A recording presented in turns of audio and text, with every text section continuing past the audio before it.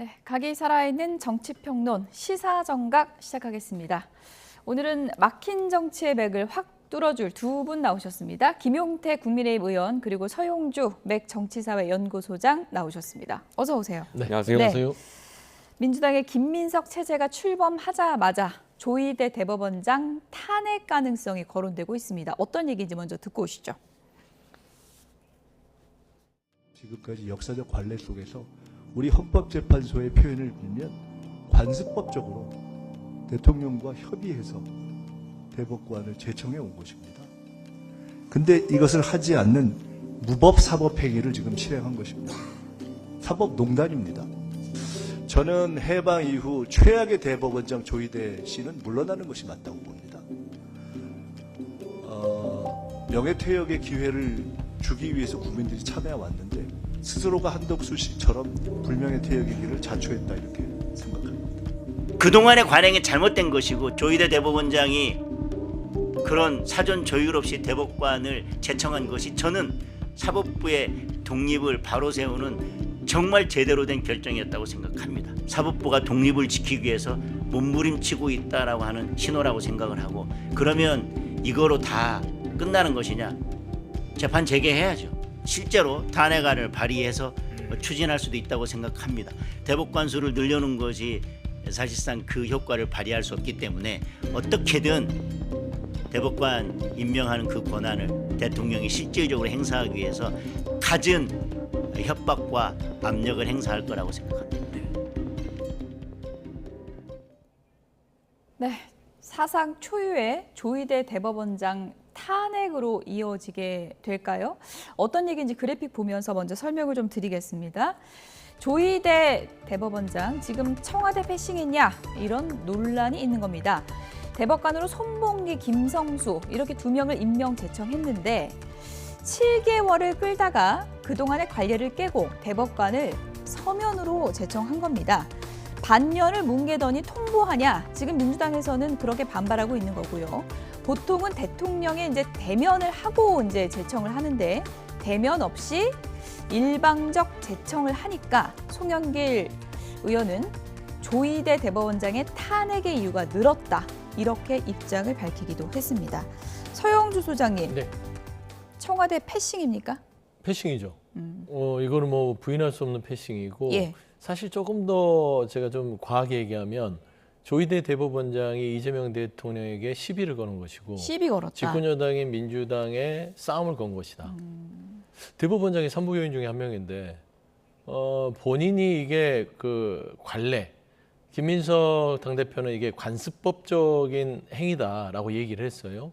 그러면 관습법도 법이라고 봤을 때는 법 위반상이라고 저는 의지할 수 있다고 보는 것인데 왜 그럴까라고 저는 생각을 했어요. 조희대 대법원장이 임명된 게 2023년 12월 8일이에요. 예. 윤석열 정부 때죠. 윤석열 정부 때 조희대 대법원장이 대법관을 6명을 제청을 했습니다.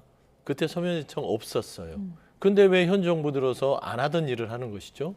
장동윤 대표는 뭐 사법부의 독립을 위해서 몸부림을 치고 있다. 왜 내란의 정부였던 윤석열 정부에서는 몸부림을 안 쳤어요? 그럼 왜 이 정부에서 몸부림을 치는 거죠? 저는 이거는 어떤 사법부의 독립뿐만 아니라 이게 대통령한테 서면 제청을 했다는 것은 정치적 의도가 있다. 그러면 대법원장이 정치적 의도를 가지고 대법관을 임명했다는 것은 예. 사실상 탄핵의 사유에도 속할 수 있을 뿐더러 탄핵을 가기 전에 본인 스스로 이제 2028년 총선에 장이 열리잖아요. 저는 총선 출마를 염두에 둔 저는 그런 정치적인 총선 출마까지 염두에 뒀다고 저는 총선 생각하시는 출마를 건가요? 염두에 뒀다고 보는 거예요. 본인의 정치적 미래를 위해서 이렇게 한 거다. 저는 그거 아니고서는 이해할 수 없는 이해할 일이다. 수 없다. 임명제청을 하는 데 있어서 대통령한테 좀 얼굴 보고 제가 이래이래합니다. 이분들을 제가 좀 이게 청구할 테니까 좀 동의해 주십시오. 말 한마디가 어렵습니까? 종이 한 장 날려서 서면 제청했다는 것들 지금 정치권이 발칵 뒤집혔잖아요. 예. 결국 이거는 2028년에 본인이 이제 대법원장 임기를 뭐 다 못 마치더라도 국민의힘이나 이런 쪽에 가서 뭐 총선 출마해서 배지를 달겠다. 그런 의도 아니고서는 저는 이해할 수 없다. 그래 봅니다. 네. 청와대랑 협의가 계속 안 되니까 공백을 우려해서 그렇게 한 거다라는 해석도 있거든요. 관례를 지키지 않았다고 해서 탄핵 대상이라고 한다면 지금 뭐 민주당 국회의원들 전원과 이재명 대통령도 탄핵 대상이겠죠. 그동안 87 헌법 체제에서 의회에서 이루어왔던 관행을 예. 민주당이 여태까지 다 무시해왔던 거 아니겠습니까?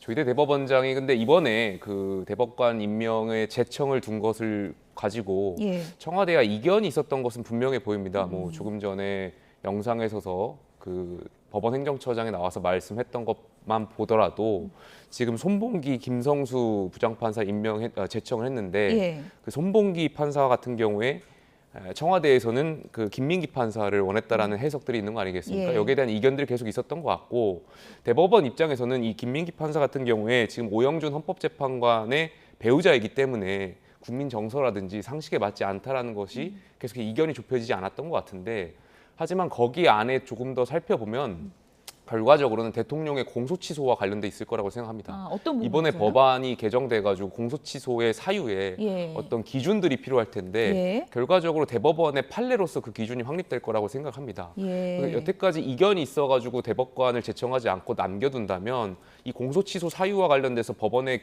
어떤 판단이나 판사, 대법관들의 판단들이 굉장히 중요할 텐데 잘못된 판례가 나올 수도 있고 이런 것을 대법원장 입장에서는 어떤 국민 어떤 법 감정이라든지 이런 법 체계를 확립하기 위해서 제청권을 실현했다라고 생각을 하고 그것이 뭐 조금 전에 김민석 당 대표 같은 경우에는 무법행위라고 하는데 무법행위라는 것은 그냥 정치적 프레임이 그 어떤 네이밍인 거가 예. 어떤 그런 표현인 거고요.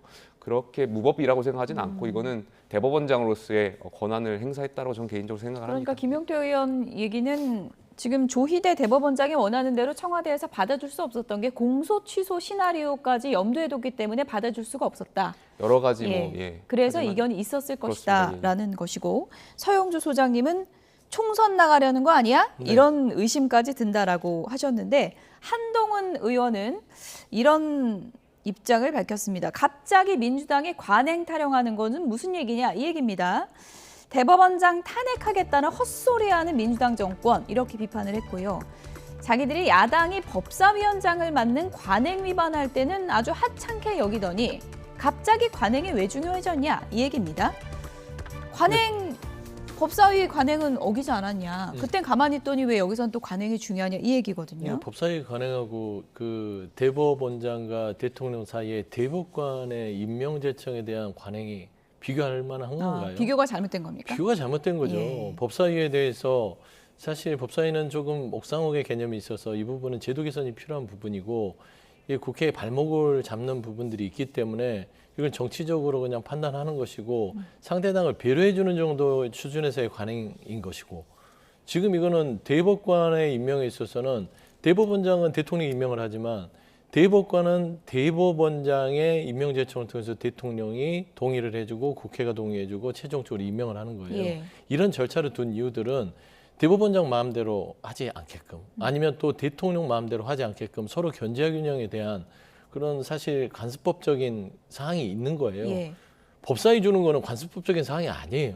그래서 비교 대상 아니고 그리고 조희대 대법원장의 탄핵이 헛소리라고 하는데 한동훈 의원 한번 보세요. 그게 헛소리가 되는지 안 되는지.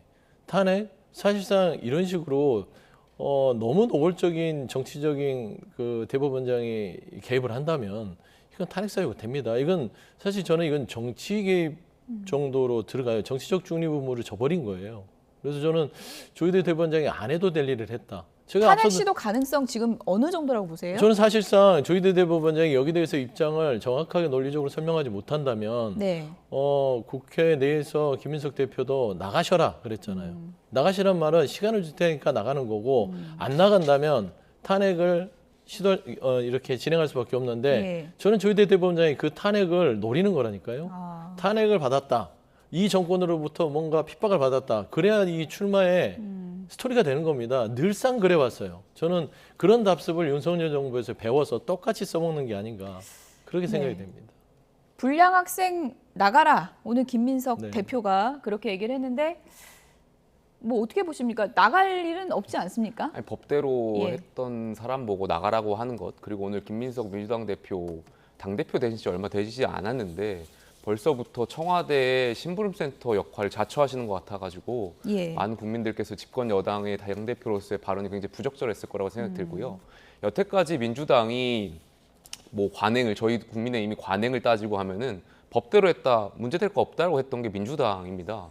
조희대 대법원, 저는 물론 개인적으로 법보다 관례나 관행들이 되게 중요하다고 생각하는 사람이고 조희대 대법원장이 관행을 지켰으면 더 좋겠지만 어쨌든 지금 현실적으로 이견이 있는 상황에서 좁혀지지 않는 상황에서 7개월 정도의 어떤 청와대와 교류가 있었던 걸로 지금 생각이 되고 최종적으로 결정되지 않다 보니까 대법원장으로서의 법적인 권한을 실현했다고 생각하는데 그것 가지고 탄핵 대상이라고 말하는 것은 민주당이 여태까지 해왔던 논리와 본인들이 해왔던 답습해왔던 그런 어떤 행동들하고 맞지 않는 거라고 생각하고요. 결과적으로 다시 돌아가서 대선 당시에 조희대 대법원장이 이제 이재명 당시 대통령 후보에 대한 공직선거법과 관련해가지고 아직도 민주당은 대법원장에 대한 앙금이 남아있다고 생각합니다. 파기환송에 대한 그렇습니다. 앙금이다. 파기환송에 대한 앙금이 남아있기 때문에 예. 거기에 대한 감정적인 어떤 해코지 이런 것들을 지금 계속 하고 있는 거라고 생각 들고 예. 계속 앞으로도 할 것 같습니다. 이게 공소취소권을 이제 김영태 의원이 얘기했는데 공소취소권은 존재하지 않아요. 지금 현재 그런 우려만 있는 것이고 그 어디에도 공소취소의 법률란은 없습니다. 그거는 이제 분명히 말씀드리고 가능성을 싶고. 얘기하는 거죠. 가능성을 예. 가지고 이제 대법원장에 대한 탄핵을 예. 얘기한다 이건 아닌데 우리가 자세히 들여다보면 조희대 대법원장이 지금 한덕수, 이상민, 김건희 사건을 대법원 전원 합의체에 회부를 했어요. 이게 뭐냐면 내란 사건에 대한 것입니다. 예. 그리고 앞으로 있을 윤석열 등등에 대한 재판도 앞두고 있고 이게 대법원의 전원 합의체로 갈 가능성이 높아요. 그러니까 2명 공석되면 안 되는 거잖아요. 그러니까 공석이 되면 안 되는 것도 있지만 본인의 사람으로 채워서 이게 내란 사건에 대한 대법원 전원 합의체에서 어떤 결정을 할지 모르겠다는 예. 그런 우려도 있는 겁니다. 그렇기 때문에 대통령의 입장을 절반 받고 본인의 입장을 절반 하면 될 것인데 지금 청와대의 입장을 전혀 고려하지 않고 본인이 밀어붙이는 것들이 결국에는 이런 내란 사건에 대한 규정들을 대법원에서 뭔가 뒤집으려고 하는 게 아니냐. 예. 이런 것까지도 의심이 되는 상황이라서 예. 공소 취소의 건이 아니라 지금 현재는 내란 청산에 대한 부분들에 있어서 조희대 대법원장의 입장이 굉장히 조금 그 우려스러운 부분이 많아요. 그래서 예. 저는 이게 왜 이거를 협의를 하지 않고 윤석열 정부 때는 그러면 윤석열 대통령 협의가 안 됐으니까 뭐 그랬겠죠. 아니 예. 협의를 안 됐는 게 아니라 윤석열 예. 정부 때 협의가 잘 됐을까요? 그냥 대통령 윤석열이 하라고 하는 대로 예. 했었을 거 아닙니까? 그럼 이번에는 왜 안 했을까요? 그래서 저는 이게 정권마다 차별화해서 움직이는 대법원장이라면 이건 정치적인 중립성을 철저히 위반한 거라고 저는 의제가 될 수밖에 없다고 보는 것이죠. 저는 개인적으로 민주당이 조희대 대법원장에 대해서 계속 그 내란의 프레임을 씌우고 있다라고 생각이 들어요. 비단 이번뿐만이 아니라 과거에 민주당 모 의원께서 당시 그 계엄 있고 난 뒤에 대법원장하고 3부 회동서를 제기하고 했었잖아요. 가짜 뉴스 막 하면서 국민들을 현혹시키고 했었잖아요. 근데 결과적으로 가짜 뉴스인 게 드러났었고 예. 그러면서 민주당은 계속해서 조희대 대법원장을 향해 가지고 뭔가 마치 계엄과 연동되어 있을 것처럼 프레임을 씌우는데 그렇지 않은 게 사실이고 결과적으로는 이재명 당시 대선 당시 후보에 대한 그 파기환송심에 대한 아직도 앙금이 남아 있는 거다. 그렇기 때문에 감정적으로 조희대 대법원장에 대한 공격을 계속 하고 있는 것이고 네. 이번에 만약에 탄핵을 시도하게 된다면 많은 국민들께서 아마 그렇게 생각하실 거라고 생각합니다. 네. 지금 뭐 민주당에서는 조희대 대법원장이 시비를 건격이다 이렇게 공격을 하고 있고 국민의힘에서는 만약에 이거 탄핵 가면은 해코지하는 거 아니냐 뭐 이런 입장인 것 같고요. 어쨌든 2명 공석이 됐을 때 파장이 상당히 클 것 같기 때문에 어떻게 진행될지 좀 보겠습니다. 민주당 새 지도부가 출범하자마자 여러 가지가 참 뒤숭숭한 상황입니다. 정성호 법무부 장관은 사직서를 냈습니다. 관련 얘기 들어보시죠. 소송법도 통과됐고 남은 건 뭐 공수처 출범입니다. 크게 제가 할 역할이 별로 없습니다. 오히려 지금 뭐 국회 가서 또 다른 현안들 당의 통합이라든가 또는 그 형사노법 개정 과정에서 나타난 약간의 문제점들 이런 걸 신속하게 수정하는데 내가 할 일이 더 많지 않겠나 그런 판단하에 내가 제출했고 제가 오래전부터 사의 표시를 했었고 또 오늘 공식적으로 사의 표시를 했기 때문에 좀 신속하게 수리해 줄 것으로 보고 있고 또 그래야만 조직이 좀 안정될 수 있지 않겠어요. 정성호 법무부 장관께서 그동안 국민적 요구에 따라 맡은 바 역할을 충실히 수행해 오셨습니다. 건강상의 이유로 면직 요청을 해왔습니다. 후속 인사 등의 조치가 이루어질 때까지 맡은 바 역할을 다해 줄 것을 당부드렸습니다. 그리고 말씀하신 뭐 이어지는 개각 일정 부분들은 정해진 바가 없습니다. 네. 네, 정성호 법무부 장관 뭐 아직도 안 나갔어 뭐 이런 분들 계실 것 같은데 이번에는 아예 뭐 종이로 제출한 거예요? 뭐 어떻게 한 거예요? 그러니까 예. 그 전까지는 사의 표명, 예. 입장, 의견만 구두 드러냈던 전달. 것이고 예. 예. 이번에는 인사혁신처에 그러니까 행동을 취한 거죠. 예. 공식적인 문건을 접수해서 사직서가 접수됐다라는 것이라서 이거는 이제 공식적으로 이거를 반려를 할 건지 아니면 받아들일 건지 이 결정만 남았는데 전체적인 흐름을 보면 정성호 법무부 장관의 사직서 제출이 받아들여질 것 같다. 예. 사실 뭐 본인도 말을 했지만 건강이 너무 안 좋아요. 아. 그래서 이가 지금 임플란트를 6개 정도 하고 있다고 그러고 불면증도 있다고 그러고 해서 하여튼 일에 대해서는 굉장히 그 워커홀릭에 준하는 분이라서 예. 엄살은 안 피울 거예요. 그런데 이제 사실 두 가지 측면인 것 같습니다. 본인이 이 검찰 개혁을 다 했다고 생각이 되고 그러면 이제 후속 조치로 법무부 장관으로 할 수 있는 것들은 기계적인 거라서 네. 본인이 의원의 입장에서 입법부로 돌아가서 보안수사권이 폐지되고 보안수사 요구권이 된 상황에서 국민들이 이거를 받아들이는 것에 대해서 조금은 미진하다고 하니 의원으로 돌아가서 국회에 와서 미진한 보안수사권 폐지에 대한 그 빈 구멍을 본인이 직접 입법부에서 좀 메워보겠다. 그런 의지가 강한 것 같아요. 그래서 저는 그 말에 공감하는 것들이 이 아무리 좋은 개혁이라 하더라도 국민들이 이를 받아들이지 못한다면 예. 이거는 개혁의 완성일 수 없다라는 말들을 저는 정성호 장관이 조금 아주 깊이 숙고한 것 같고요. 저는 대통령께서도 이 정도 되면 예. 더 이상 잘 버티라고 할 수는 없고 그리고 일도 일이지만 예.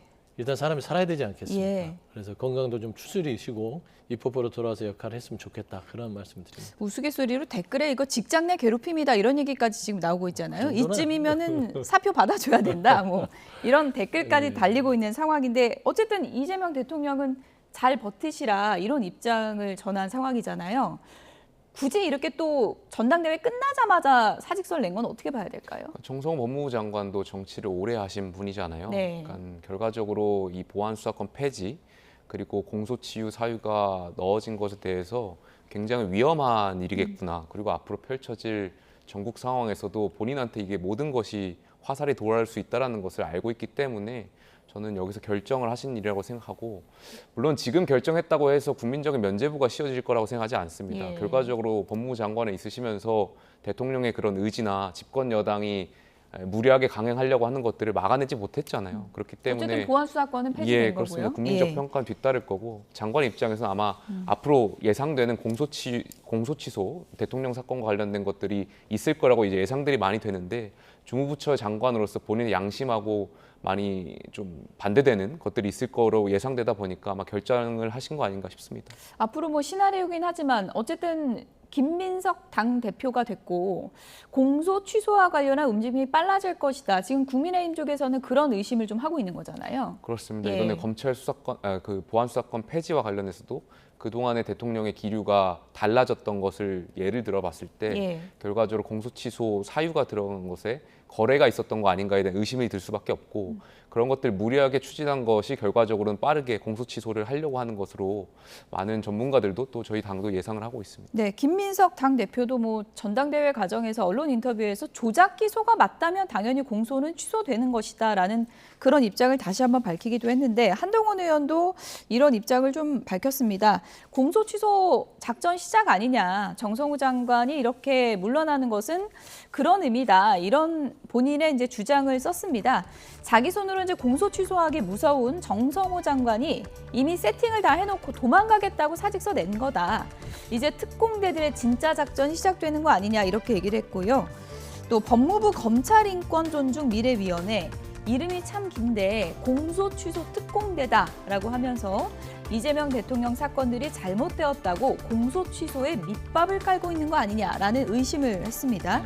이 부분은 어떻게 보세요? 너무 시선이 비뚤어졌어요. 삐뚤어졌습니까? 네. 예. 그러니까 있는 걸 있는 그대로 좀 보면 좋겠고 사실 정성호 법무부 장관이 공소취소의 역할을 부담스러워해서 도망갔다. 정성호 장관이 도망가면 누가 합니까?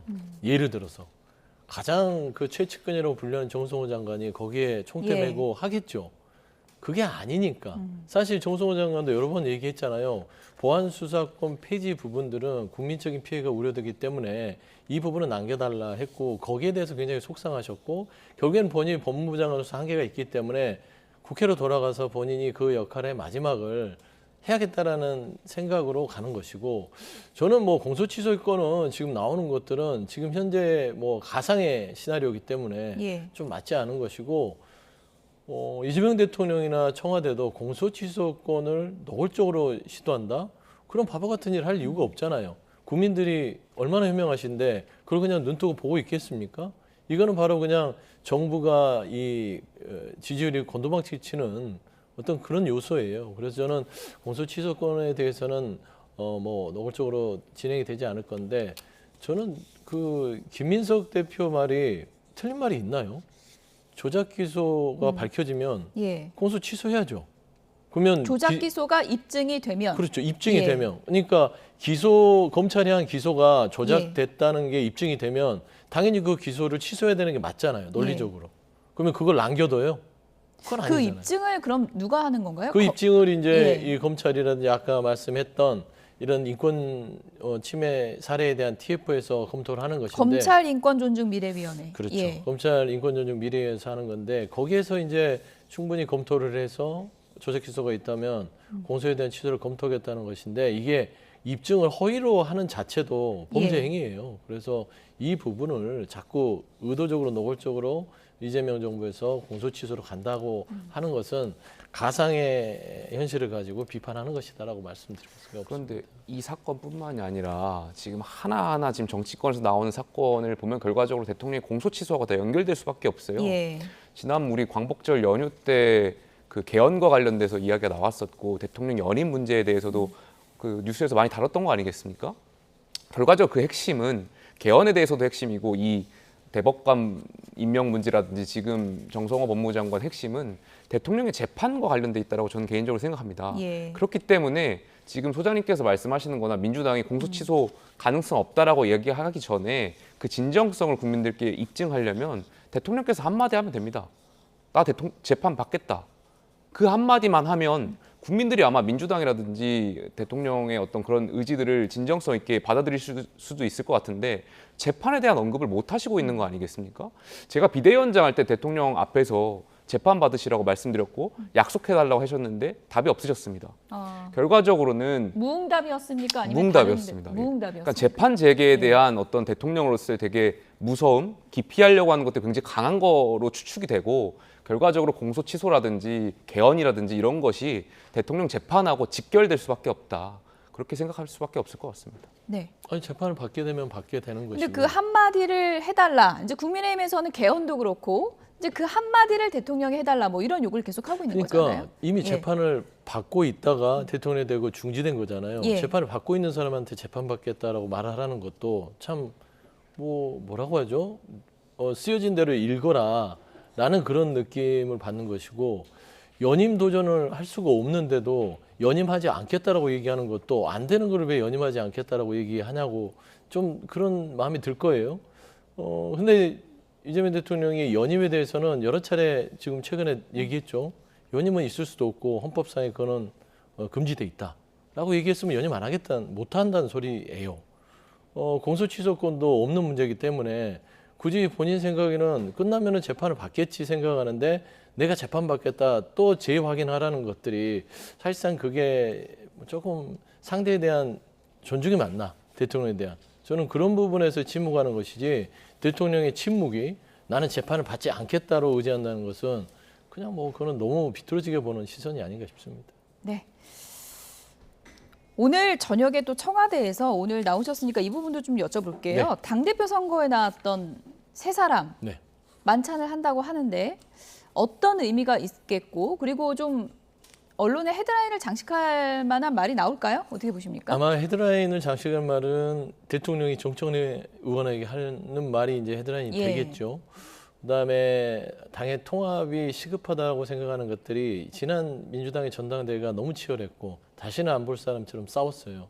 그러다 보니까 국정동력이라는 것은 민주당 내 분열이 계속되면 아무리 새로운 지도부가 오더라도 뒷받침이 되기가 쉽지 않죠. 그렇기 때문에 시간을 길게 끌수록 진영 내에서 전당대회에 있을 수 있는 갈등과 반목들이 더 깊어질 수 있기 때문에 예. 그걸 초기에 진압하자라는 차원에서 만찬을 하시는 것 같은데 저는 일단은 통합의 어떤 메시지 그리고 많이 좀 도와달라라는 것들 그리고 민생과 통합, 구조적 다수에 대한 얘기들을 예. 저는 당부하고 특히나 정청래 의원에게는 정청래 의원이 오늘 표정이 밝을까요? 어떻게 예상하십니까? 밝게 하겠죠. 예. 거기에서 얼굴을 어둡게 할 필요도 없을 정치 뿐더러. 고수니까. 예. 예. 그래서 저는 사실 정청래 의원에게도 어느 정도 기회를 주는 메시지를 통해서 우리 진영 내의 지지자들을 좀 봉합하는 그런 메시지들이 아마 헤드라인이 되지 않을까. 네. 뭔가 정청래 의원에게 제안하는 듯한 메시지가 나올 수도 있지 않을까 네. 싶습니다. 내일 뉴스 나올 시간에 이재명 대통령과 정청래 의원 악수하는 사진이 나갈 텐데 정청래 의원 표정이 어떨지 좀 유심히 보도록 하겠습니다. 끝으로 북미 대화 가능성 이 얘기도 좀 짚어봐야 될 것 같은데요. 북미 대화 분위기가 지금 무르익고 있다. 이르면 오는 11월 에이펙에서 만날 수 있다. 이런 얘기가 나오고 있는데요. 민주당의 박지원 의원 어떤 얘기했는지 잠시 듣고 오겠습니다.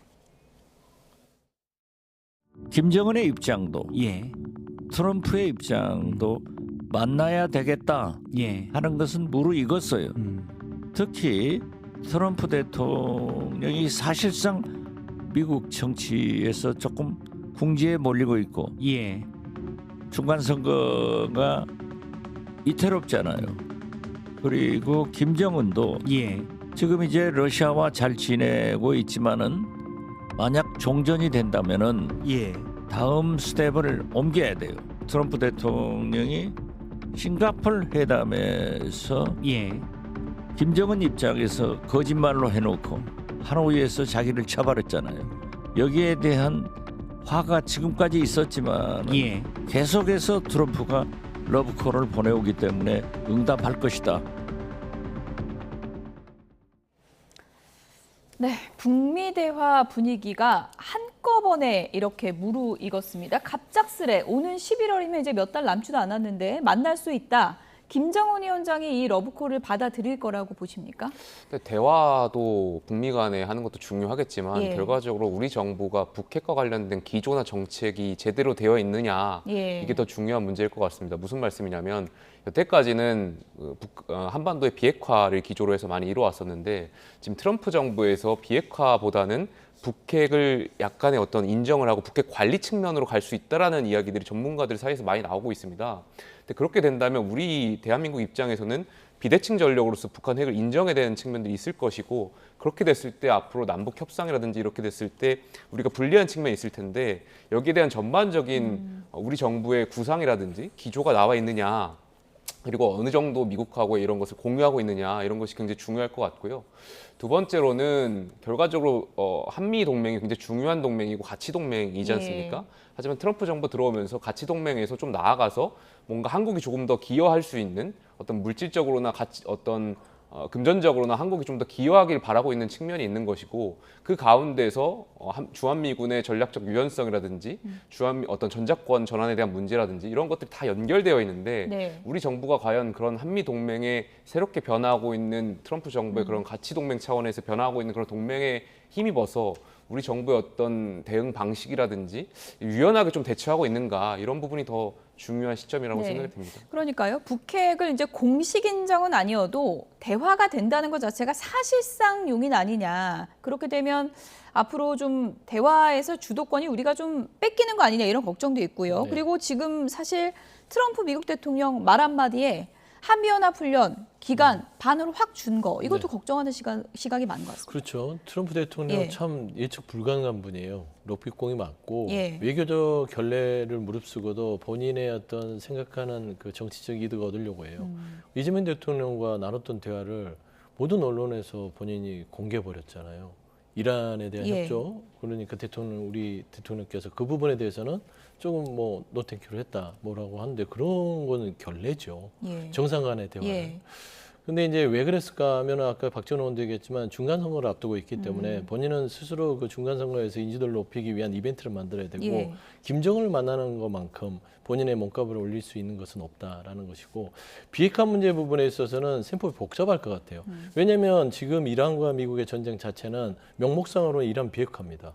그런데 북한에 대한 비핵화를 좀 어느 정도 북한만 외로 둔다는 것은 이란도 그렇고 국제사회에서는 이해할 수 없는 어떤 기준이 되기 때문에 사실상 이 북한에 대한 비핵화 부분을 좀 어느 정도 물러설 가능성은 좀 적다. 예. 그렇게 보는 것인데 결국에는 철저하게 본인의 중간 선거인데 다만 우려되는 거는 한반도 우리 이제 대한민국이 이 북미 회담에서 패싱이 되는 거 아니냐라는 예. 것이라서 저는 최소한 운전대를 못 잡아도 예. 옆자리에는 앉아서 이번에 예. 이 남북 관계와 북미 대화에서는 역할을 해야 된다라는 차원이라서 정부가 트럼프 대통령을 예측할 수 없어서 굉장히 좀 고심할 것 같다. 그래요. 옆자리에 앉는다는 건 그래도 관여한다는 건데 끝으로 간략하게요. 이번에 이제 연합훈련 확 줄어든 거는 우리가 패싱 당한 거 아니냐 이런 논란은 큰 것 같습니다. 뭐 그런 우려들이 많은 예. 것도 사실이고 사실 반도체 투자와 관련해서도 연결짓는 분들이 많은 것 같습니다.